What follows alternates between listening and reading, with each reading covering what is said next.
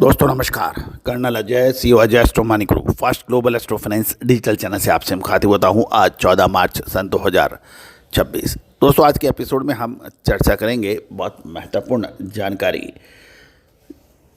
भारत के supreme court ने एक महत्वपूर्ण डिसीजन लेते हुए किसानों के हित की बात की है और वो क्या बात की है उसके ऊपर हम चर्चा करेंगे। साथ साथ क्या निर्देश दिए हैं उसके ऊपर भी हम विस्तृत चर्चा करेंगे। दोस्तों यदि आप हमारे चैनल पर नए हैं, पहली बार आए हैं और अभी तक सब्सक्राइब नहीं किया है तो चैनल को सब्सक्राइब करना बिल्कुल ना भूलें। जानिए रिपोर्ट विस्तार से। दोस्तों एक PIL यानी पब्लिक इंटरेस्ट लिटिगेशन के जवाब में सुप्रीम कोर्ट ने एक कड़ा रुख और अपनाया है और निर्देश दिए हैं। सुप्रीम कोर्ट ने केंद्र सरकार को दलहन यानी पल्सेस के आयात नीति को दोबारा मूल्यांकन करने का सुप्रीम कोर्ट का निर्देश आया है। सस्ते आयात पर भी सुप्रीम कोर्ट ने चिंता जताई है कि ड्यूटी फ्री आयात से घरेलू बाजार में गिरते दाम और किसानों को नुकसान पर कोर्ट ने चिंता जताई है। साथ साथ ये भी कहा है कि आयातित दालों की लैंडेड कॉस्ट और घरेलू MSP के बराबर रखने का सुझाव दिया है ताकि किसान अपनी उपज का सही दाम मिल पाए। इसके साथ साथ कुछ सुझाव भी दिए हैं। जल संरक्षण पर जोर देते हुए गिरते ग्राउंड वाटर लेवल को स्तर को बचाने के लिए किसानों को धान और गेहूं जिसमें पानी अधिक इस्तेमाल होता है उसको छोड़कर दालें उगाने के लिए प्रोत्साहित करने की सलाह दी गई है। साथ साथ ये भी बात की गई है कि दालों के लिए भी धान और गेहूं की तरह सुरक्षित सरकारी खरीद यानी प्रोक्योरमेंट मैकेनिज्म को ढांचा तैयार करने की आवश्यकता है। साथ साथ सरकार के विभिन्न मंत्रालय जैसे कृषि मंत्रालय, उपभोक्ता मामले और वाणिज्य मंत्रालयों को एक साथ मिलकर काम करने और CACP के परामर्श करने का निर्देश भी दिया है। तो दोस्तों इसके ऊपर हम विस्तृत चर्चा करेंगे और इस पर क्या फ़र्क पड़ेगा इसके ऊपर हम आपसे चर्चा कर रहे हैं। दोस्तों खबर निकल के आ रही है कि सुप्रीम कोर्ट ने 13 मार्च सन 2026 को केंद्र सरकार को एक सख्त निर्देश दिया है। वो अपनी दलहन आयात नीति यानी पल्सेज इंपोर्ट पॉलिसी की तुरंत समीक्षा करे और फंडामेंटल और अब समझते हैं कि इसका क्या फ़र्क निकलेगा। दरअसल हुआ ये कि किसान संगठन किसान महापंचायत ने सुप्रीम कोर्ट में एक जनहित याचिका यानी PIL दायर की थी। उनका कहना था कि विदेशों से जो दालों का आयात होता है उसकी वजह से घरेलू बाज़ारों में दाम गिर रहे हैं और कुछ इलाकों में तो सस्ते आयात की वजह से किसानों को अपनी उपज का सही दाम यानी मिनिमम सपोर्ट प्राइस भी नहीं मिल पा रहा है। किसान अपनी दालें MSP से 20 से 25% तक कम बेचने पे मजबूर हो रहे हैं। तो दोस्तों चीफ जस्टिस सूर्यकांत जी ने की बेंच ने इस पर चिंता जताते हुए सरकार को दो टूक कहा है। आयातित दालों की लैंडेड कॉस्ट हमारे घरेलू MSP के बराबर होनी चाहिए।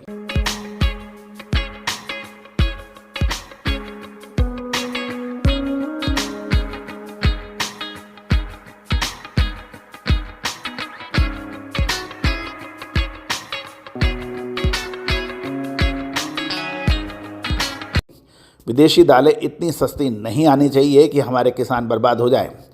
इसके साथ ही सुप्रीम कोर्ट ने एक बहुत महत्वपूर्ण बात क्रॉप डाइवर्सिफिकेशन यानी फसल की विविधताकरण को लेकर कही। कोर्ट ने कहा कि उत्तर भारत में धान और गेहूं की खेती भूजल यानी ग्राउंड वाटर लेवल को खतरनाक रूप से नीचे ले जा रही है क्योंकि इन दोनों ही फसलों को अत्यधिक पानी की आवश्यकता होती है। सरकार को चाहिए वो किसानों को धान छोड़कर दालें उगाने के लिए प्रोत्साहित करें क्योंकि दालों में पानी कम लगता है और ये मिट्टी की उर्वरता भी बढ़ाती है। लेकिन किसान ऐसा तभी करेंगे जब उन्हें अपनी दालों की सरकारी खरीद और अच्छे दामों की गारंटी मिलेगी। गौरतलब है कि अब हम समझ लेते हैं कि इसका नतीजा क्या होगा। अगर सरकार सुप्रीम कोर्ट के निर्देशों का पालन करते हुए आयात नीति को सख्त करती है तो आयातित दालें पर ड्यूटी बढ़ाती है तो घरेलू बाजार में दालों की सप्लाई टाइट हो सकती है। इससे आने वाले समय में घरेलू दाल यानी चना, अरहर, मूंग आदि की कीमतों को एक मजबूत सपोर्ट मिल सकता है। लॉन्ग टर्म में अगर सरकार दालों की MSP खरीद सुनिश्चित करती है तो ये एग्री स्पेस के लिए एक बड़ा गेम चेंजर साबित हो सकता है। साथ साथ सरकार ने भी कुछ अहम जानकारियां दी हैं। सुनवाई के दौरान सरकार ने कहा कि बीमारी और पर्यावरणीय कारणों के कारण भारत में पल्स का उत्पादन हाल के वर्षों में काफ़ी घट गया है। उत्पादन साल 2021-22 में लगभग 273 लाख टन से घटकर साल 2022-23 में ये 261 लाख टन और साल 2023-24 में ये लगभग 242 लाख टन ही रह गया है। साथ साथ ये भी कोर्ट ने यह भी कहा है किसानों के लिए पल्सेज की ओर शिफ्ट करना कई संरचनात्मक चुनौतियों के कारण कठिन है। वीट और पल्स की तुलना में पल्स यानी दालों की प्रति एकड़ उत्पादकता यानी प्रोडक्टिविटी काफ़ी कम होती है और उनके लिए सुनिश्चित मार्केट सपोर्ट भी नहीं होता, जिससे फसल किसानों के लिए अत्यधिक जोखिम बन जाती है।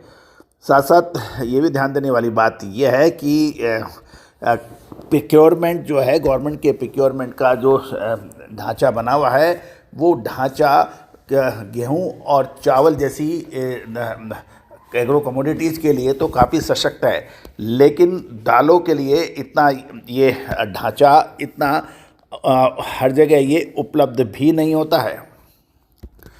यदि ये आदेश पूर्ण तरह से लागू होगा तो उसके सामने कुछ चुनौतियां भी आ सकती हैं। उपभोक्ताओं के लिए महंगाई का जोखिम की बात की जा रही है। इन्फ्लेशन रिस्क, अगर सस्ते आयात पर प्रतिबंध लगाया जाता है या उस पर जो भारी ड्यूटी लगाई जाती है तो घरेलू बाजार में दालों की कीमतें तेज़ी से बढ़ सकती हैं। दालें भारतीय आहार में प्रोटीन का मुख्य स्रोत माना जाता है और महंगी दालें आम जनता का बजट को बिगाड़ सकती है। ऐसा ये चुनौती हो सकती है, लेकिन यदि एमएसपी के दाम पे लैंडेड कॉस्ट होगी तो संभवतः ये चुनौतियां नहीं आए। साथ साथ धान और गेहूं की तुलना में दलहन की प्रति एकड़ उपज काफ़ी कम होती है। जब तक किसानों को दालों की बहुत अधिक कीमत या विशेष बोनस नहीं मिलता, तब तक उनके लिए धान और गेहूं छोड़कर दालें उगाना आर्थिक रूप से प्रैक्टिकल कम होगा। साथ साथ भारत में भारतीय खाद्य निगम एफसीआई मुख्य रूप से गेहूं और धान की खरीद करता है। दालों के लिए सरकारी खरीद का कोई मजबूत और बुनियादी ढांचा नहीं है। मसाले, खुशबू और प्योर झाग, टेस्ट से भर दे हर जुबां पे स्वाद। एवरीडे मसाले, देश का स्वाद।